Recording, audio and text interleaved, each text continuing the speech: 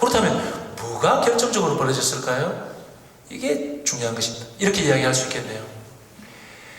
신약의 요셉은 물리적으로는 이집트 땅에서 다시금 약속된 땅으로 들어왔지만 사실 본래적인 의미에선 여전히 이집트 땅에 머물렀다는 것입니다. 그리고 여전히 이집트 땅에 머문다는 건 끊임없이 아기들이, 무엇보다도 아기들이 생명의 위협을 받습니다. 아기의 특징이 뭐예요? 여기에 지금 아기가 한 명이 와 있다면 여러분들 어떤 반응을 보일 것 같아요? 강의 끝나고 성전 입구에 아기가 한 명 와 있다면 전부 별로 그렇게 치명적으로 바쁘지 않다면 전부 다가가서 아기 얼굴 가까이 아기 얼굴 한 번씩 볼 것입니다. 맞습니까? 예, 제 얼굴은 그럴 필요 없습니다. 예. 왜 그런 것입니까? 왜 아기 얼굴한테는? 이것하고 맞물려서 질문을 제기할게요.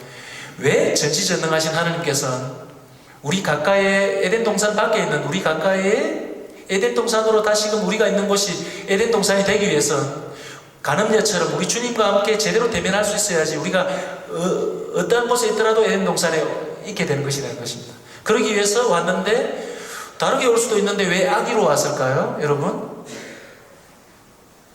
우리 주님이 처음으로 우리 인간들을 대면한 건 아기의 얼굴로 대면했다는 것입니다. 왜 그랬을까요? 열린 얼굴이기 때문입니다. 누구나 다 위협으로 느끼지 않고 누구나 다 늑대로 여기지 않고 대면할 수 있거든요.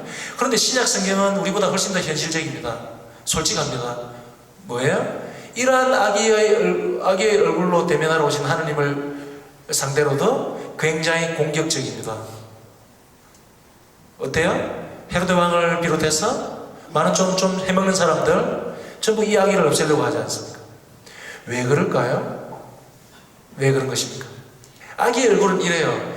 아기의 얼굴은 좀 비슷비슷하죠. 그죠? 신생하면 신생할수록. 그러면 많은 분들이 아기의 얼굴을 쉽게 대면할 수 있는 이유는 이 얼굴이 내 얼굴도 될 수 있기 때문입니다. 열려있는 얼굴이기 때문입니다. 맞습니까? 이 아기의 얼굴로 대표되는 얼굴은 항시 우리가 생각하는 것보다 훨씬 더 많습니다. 보여줄게. 그리고 이게 내가 아무리 추악하고 사악한 얼굴을 하고 망가진 얼굴을 하고 있을지라도 나를 닮은 얼굴도 될 수 있다는 나한테도 열려 있을 수 있는 나하고도 대면할 수 있는 얼굴이라는 것입니다. 우리는 왜 이런 거 있잖아요. 대면할 때 너무 거룩하든지 너무 예쁘든지 이런 사람들 잘 대면할 수 있어요, 여러분들? 그런 경험 해보셨어요? 여자 연예인 중에 다 그런 건 아니지만 저는 한번 저 멀리서 빛 자체가 붕붕붕붕 타고 옵니다. 그러면 어떤 마음이 생기는 줄 알아요? 한없이 갑자기 내가 초라하게 느껴지고 말이죠, 그죠? 한없이 숭배하고 싶은 마음이 막 생기고 말이죠, 그죠? 그래서 막 고개도 숙여지고 막 이렇습니다. 그런 거 경험해 보신 적 있어요? 그리고 너무 거룩한 사람들 있잖아요. 제가 비아냥거린다고 하는 이야기가 아닙니다, 그죠? 그런 사람들 참 대면하기 힘듭니다. 근데 우리가 좀 대면하기 수월한 사람은 누구죠? 저 애는 내하고 별 다를 거 없는데 저놈도 적당히 더러운데 이런 사람들 있잖아요. 어때요? 깔끔하게 편하게 대면할 수 있습니다, 여러분. 예. 아기의 얼굴은 꼴이 완전 정해져 있지는 않지만 이렇게 항상 더 많습니다. 물론 앞으로 벌어질 일이지만 그렇지만 더 많다는 게 나한테 그렇게 크게 부담이 안 돼요. 내 얼굴도 될 수 있다는 것입니다. 그래서 누구나 다 아무리 약한 사람이라도 아기 얼굴은 잘 대면할 수 있어요. 근데 제가 지적하고자 하는 건 벌써 이집트 파라오도 마찬가지고 헤로데도 마찬가지고 어때요? 그 일당들은 이 아기의 얼굴에서 굉장히 저 얼굴은 내 얼굴이 되어서는 안 되는데 저 얼굴하고는 제대로 대면할 수 없는데 저 얼굴은 나한테 늑대가 되는 얼굴인데 저 얼굴은 나를 위협하는 얼굴인데 이런 얼굴을 본다는 것입니다. 이건 신약 성경이 오히려 더 현실적입니다. 우리한테 있어도 마찬가지입니다. 예를 들어 볼까요? 우리나라만큼이나 지금 현대 문명이 점차 더 그렇지만 우리나라만큼이나 좁은 의미로 넓은 의미로 아기한테 잔인하게 대면하는 문화는 없어요. 좁은 의미로 낙태만을 의미하는 것이 아닙니다. 물론 그건 바탕에 깔려있는 일이지만 굉장히 아기한테도 굉장히 늑대가 되고 잔인하게 대면하는 우리들의 얼굴입니다. 우리나라 굉장히 이거 위험합니다. 이 말은 우리나라는 에덴 동산으로부터 굉장히 멀리 떨어져 있다는 것입니다. 굉장히 심각한 것입니다. 이 악의 얼굴 있잖아요. 그래서 특징이 뭐죠? 악의 얼굴한테도 공격적으로 되는 사람은 뭐죠? 여전히 악의 얼굴은 내가 생각하는 것보다 훨씬 더 많은 것을 보여주는 얼굴이지만, 내가 벗기기 전에, 그죠? 많은 것을 보여주는 얼굴이지만, 이 얼굴이 나한테 위협이 된다는 것을 봅니다. 이미 뭐죠? 이주 노동자들 예를 들어 봅시다. 이네들 때문에 내 일자리가 위협받을 수 있는데요. 이네들 사이에서 난 자녀가 내 자녀하고 초등학교 짝지가 될 수 있는데요.